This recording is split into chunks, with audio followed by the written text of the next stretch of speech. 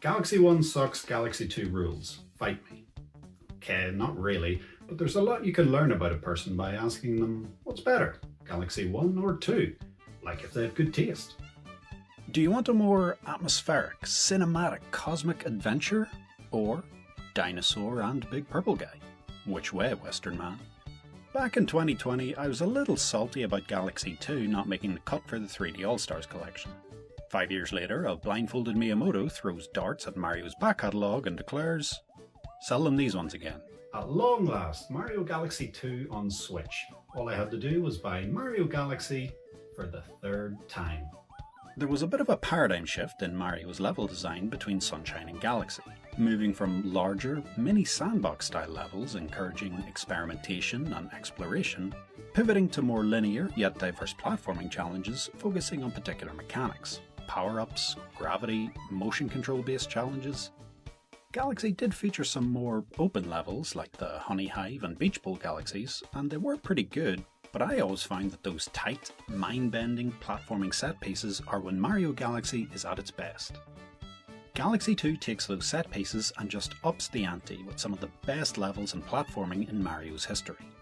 Both Galaxy games are fairly linear, but Galaxy 2 trims what little fat there was and just excels in snappy, varied level design that perfectly showcases any given mechanic. It just throws so many new ideas at you. So many fantastic one-and-done levels where it introduces a concept, intuitively builds on it, and before you know it, you're on to the next thing. Here, have a cloud. Everything's big now. Mario 64. Look, birds. Nothing overstays its welcome, and most of these ideas still feel fully explored. The game leans into the faster pace, allowing you to quickly jump between levels and worlds with the somewhat controversial hub world, Starship Mario. Though calling it a world is pretty generous. Maybe an unpopular opinion, but I prefer Starship Mario to the Comet Observatory. I get that a world map selection probably feels more limiting, but in the first game I typically selected a galaxy, played it until completion, and on to the next one, so for me it didn't matter too much, but I can see why it might be a bit of a bummer for some people.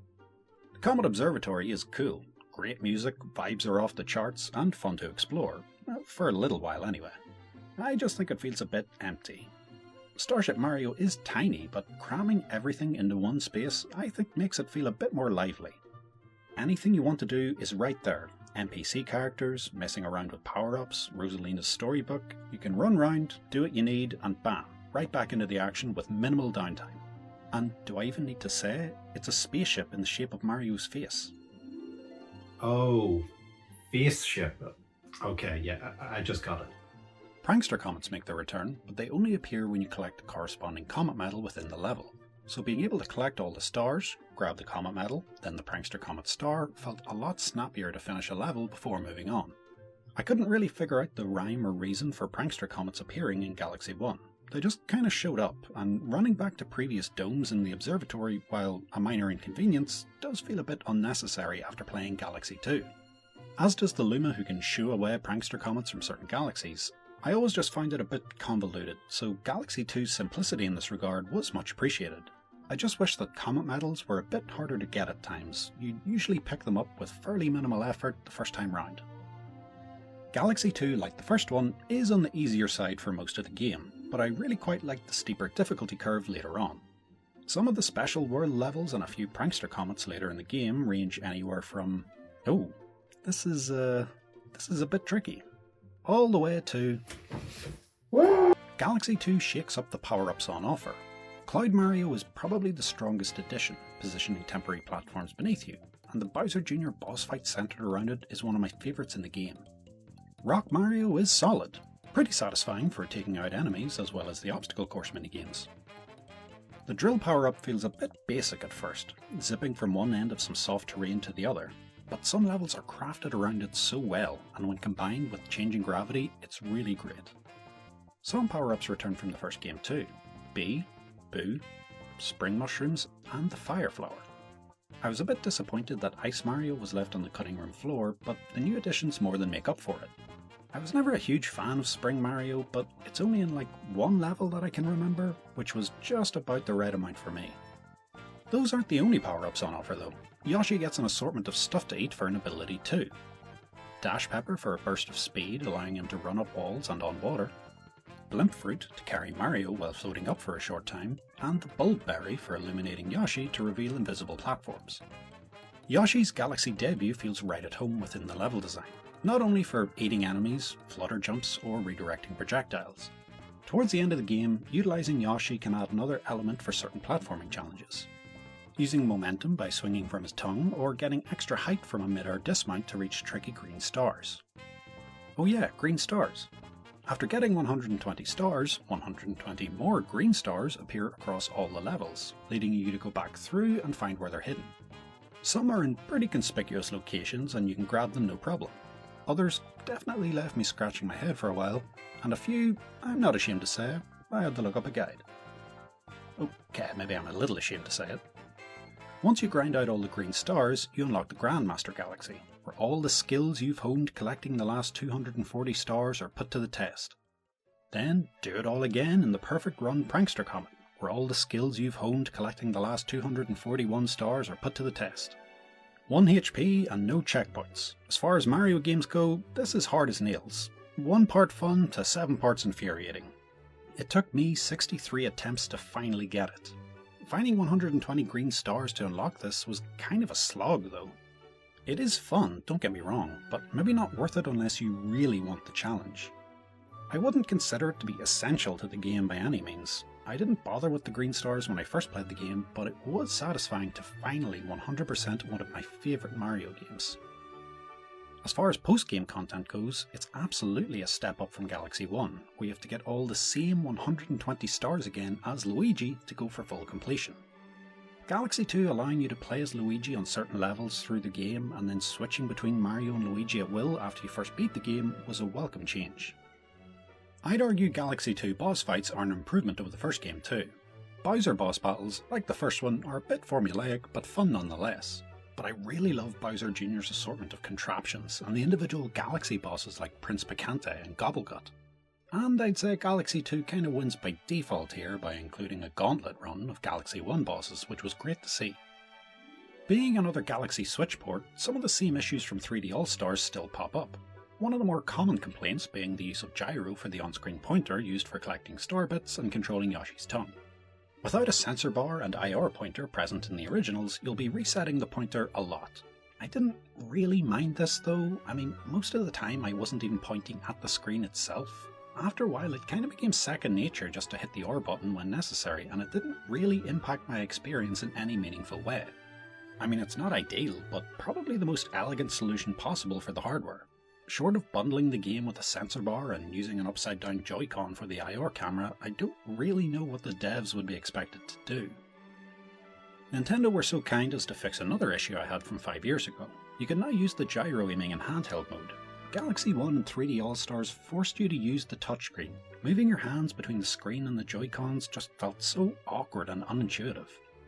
Gyro in handheld might not be perfect, but it's so much easier, even if I did get a few funny looks when I played it on a 14-hour flight. And just to be nitpicky, I think it's odd that they allow you to use mouse controls when playing on Switch 2, but only for Player 2 in the Co-Star mode, not the regular pointer for playing solo.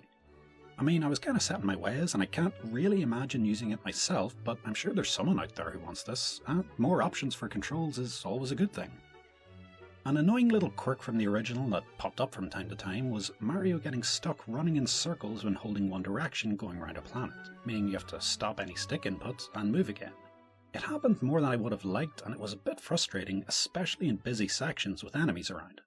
I thought it might have been a problem with my analog sticks or something, but after trying a few different Pro controllers and Joy-Cons, I was at least pleased that my controllers weren't broken.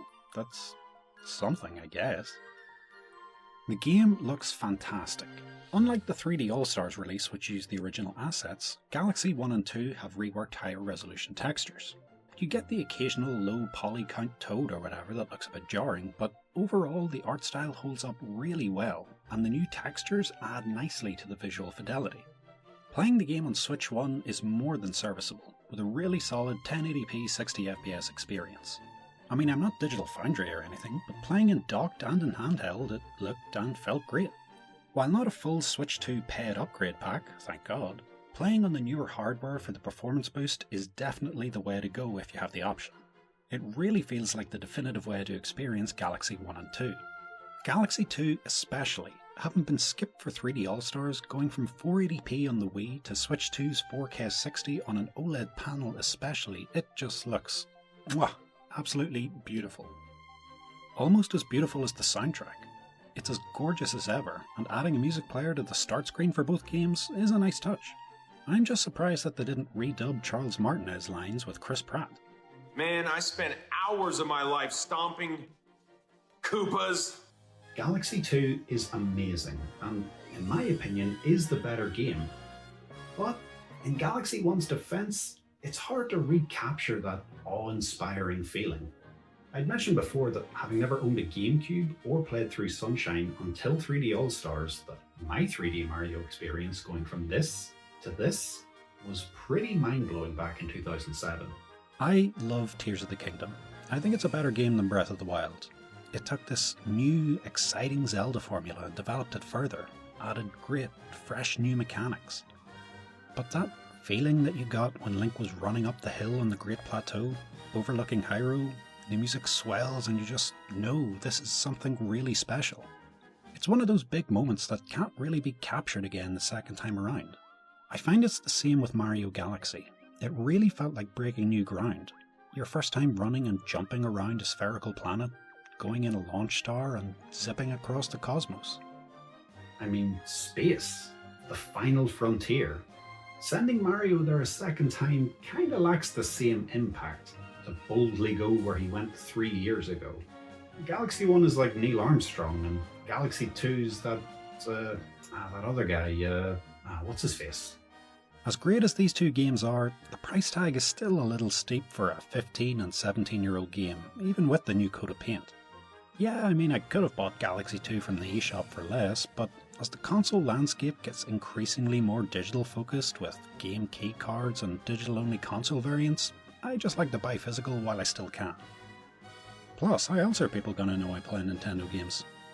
I have seen the game listed cheaper at some retailers and at a bit of a discount already, which is nice to see. So if the price is right for you, shelling out some V-Bucks to re-experience some of the greatest games of all time when they've never looked better is a pretty good shout.